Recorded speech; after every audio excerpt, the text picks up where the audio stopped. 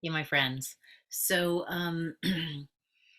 we're going to be working on, focusing on, celebrating, and playing with um, thoughts and feelings, and empowering ourselves with respect to thoughts and feelings in month two of our Blissipline Community adventure.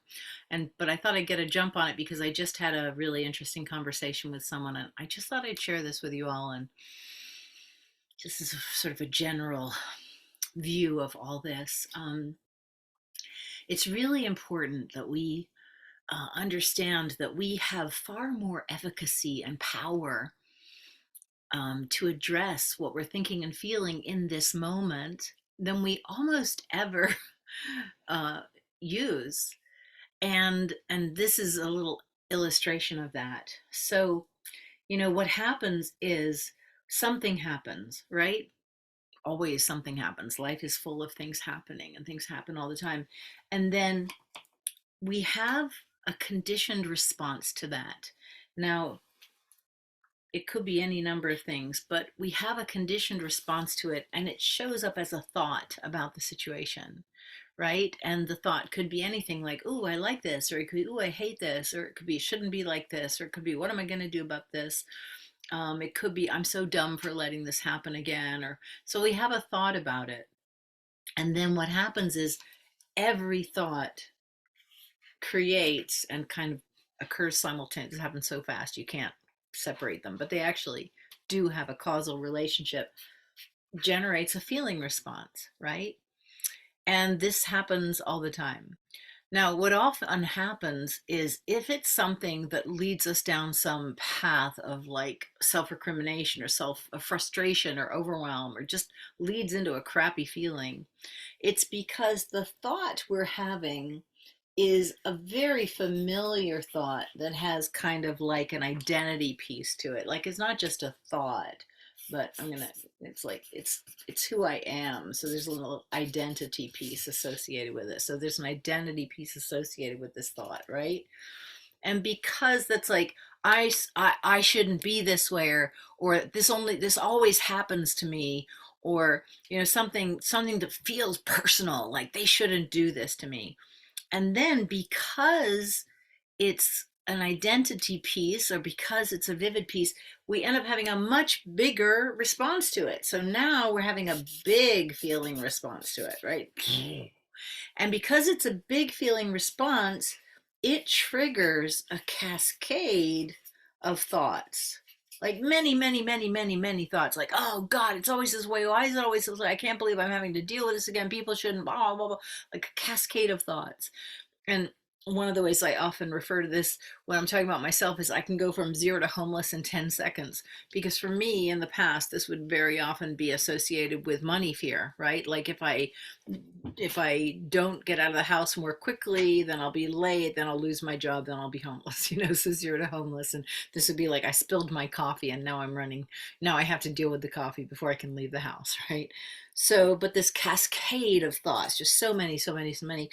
And then these, of course, lead to even more feelings, right? And then this spirals and we're off. Now, the thing is, usually what we're doing is we're trying to address this from inside. Like we're trying to say, what should I do about this? What should I do? I've got to make sure from now on and we're sort of caught in this spiraling loop of thoughts and feelings. But the thing that we will keep practicing and keep practicing and keep practicing and keep practicing is this important understanding. You are not your thoughts. You are the observer of your thoughts.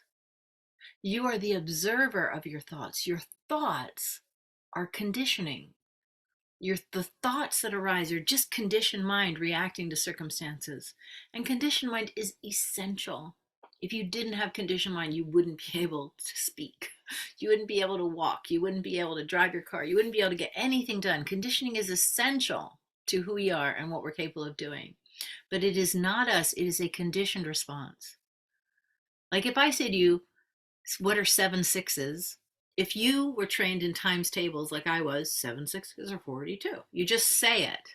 What are 7 7s? 7 7s are 49. I'm not doing math there. It's just conditioning. I was taught it like almost a poem, it's very helpful to have these little things at your fingertips, not math, it's memorization, right? So that's conditioning. And so if you say 7 6s, my brain goes 42. There's no willpower piece within that. It's conditioning, right? And most of what we do is that. And it's very, very, very, very, very, very helpful. But if we've identified with it and we're caught in it, we're mistaking who we are. We are not. That is conditioning.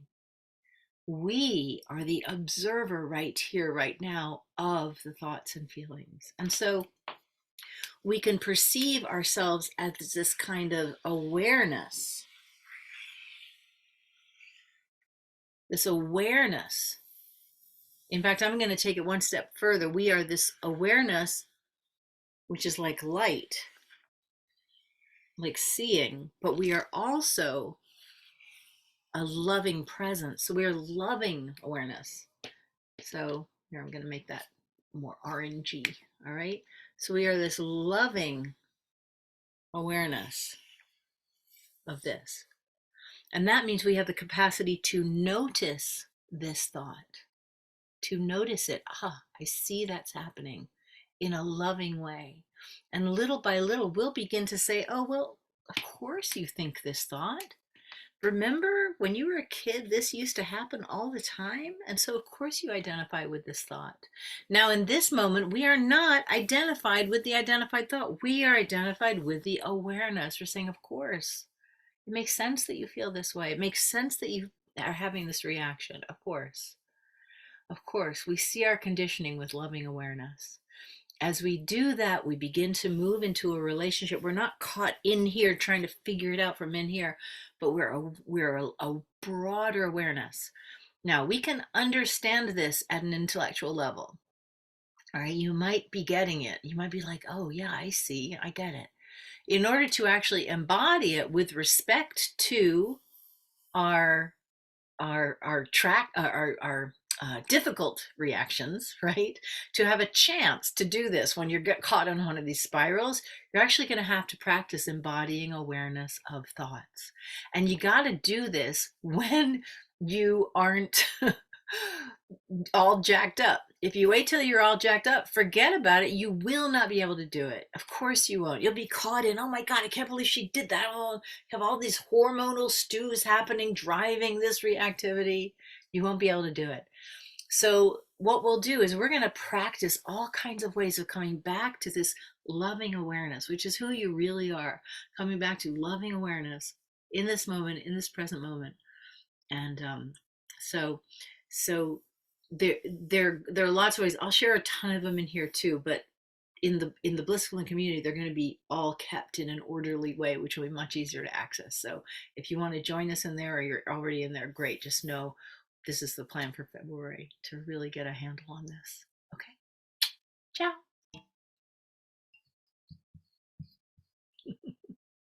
I'm laughing because my wife is Italian and ciao is like hi and bye. It's like the same word. And recently I posted, after I said that, I said, I don't say ciao because I'm cool. I say ciao because my wife's Italian. And then Roxanne posted, I don't say ciao because my wife's Italian. I say ciao because I'm cool. I thought that was great. All right. Ciao.